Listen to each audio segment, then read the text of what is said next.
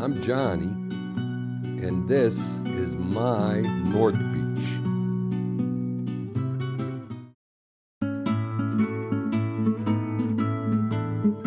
Another quick dish for you today. I'm going to be making a bistecca alla pizzaiola. This is a steak in the style of the pizza maker.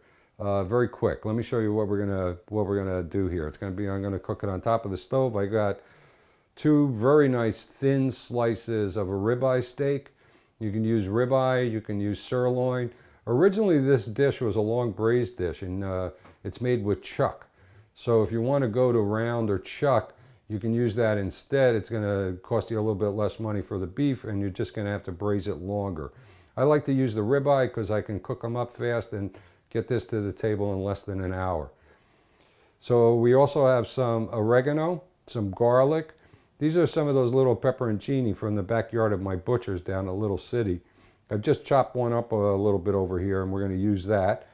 And then I've got some San Marzano tomatoes that I've already broken up. These are the whole tomatoes. I just crushed them a little bit. This is going to form the pizzaiola sauce. We got some olive oil, salt, and pepper. I got some tomato paste here. I may use this. It depends on what the consistency of the sauce looks like. So why do they call this a pizza maker steak? Because these really are the same ingredients that you'd find on a pizza, right? You got tomatoes, you got garlic, you got oregano, and you got olive oil. So they always had that sitting around, and if they wanted to have some meat, they just use their typical sugo here, their condimente, and make it with a steak. So that's what we're going to do.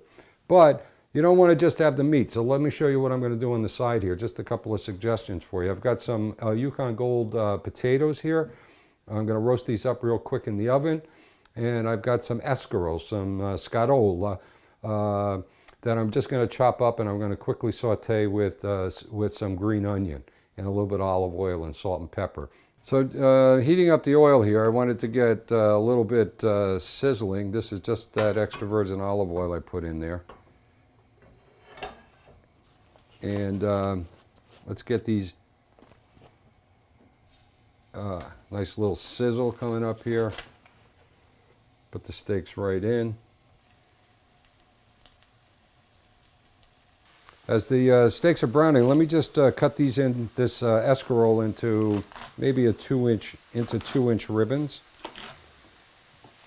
And put this right over here. And I'm going to take a green onion, and we're just going to slice this a little bit and use this for the saute of the escarole. I like a little bit of heat with the escarole, so I'm going to just take one of these and I'm going to heat it for a little bit in the oil as it's heating up, and then I'll take it out because I don't want to get too hot. So this oil is getting hot. I'm just going to take all of this. Be careful when you're putting a leafy vegetable, anything that's got some moisture on it, into hot oil. So we're just going to let that cook for a little bit.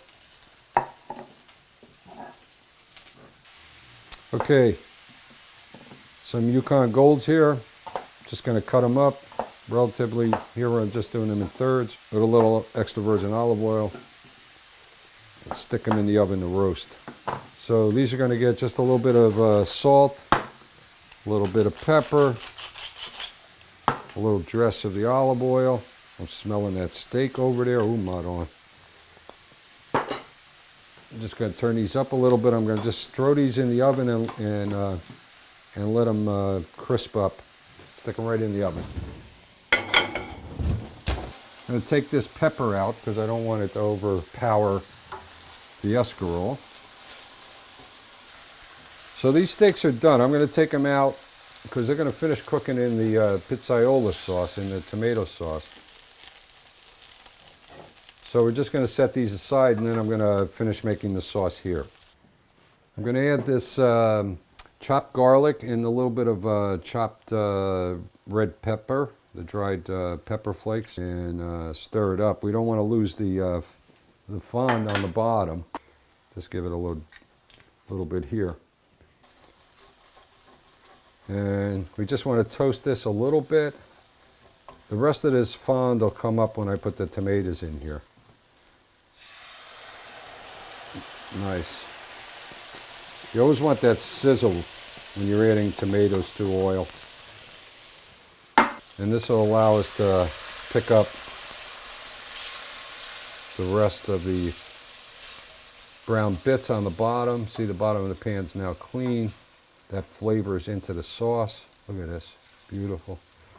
We're going to return the steaks back into the pan, let them cook for a little bit in the pizzaiola sauce. We'll serve this with the sauteed escarole and with the oven roasted potatoes. This sauce is coming together very nicely. So again, this is the wild Calabrian oregano on the branch. So this is the major flavoring agent in here. So you want to just, with your hand, crush those little leaves. This dish is primarily flavored by the oregano and the garlic.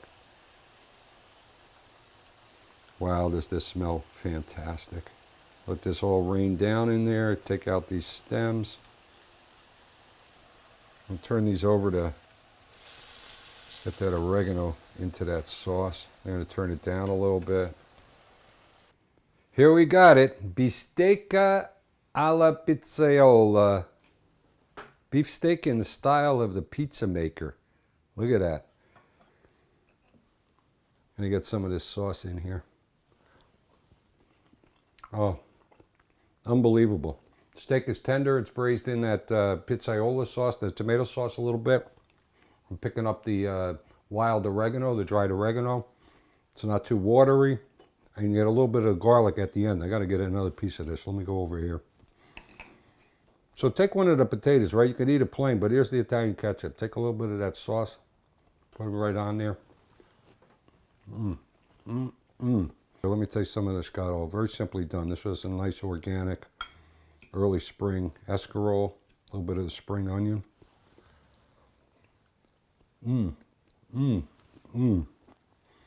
Very plain. The escarole gets very mellow. A little bit of the flavor of the spring onion. A little bit of pepperoncino, right? I put some in to flavor the oil. Absolutely fantastic. There's a dish you can have on your table in less than an hour. Bistecca alla Pizzaiola. Next, you want some?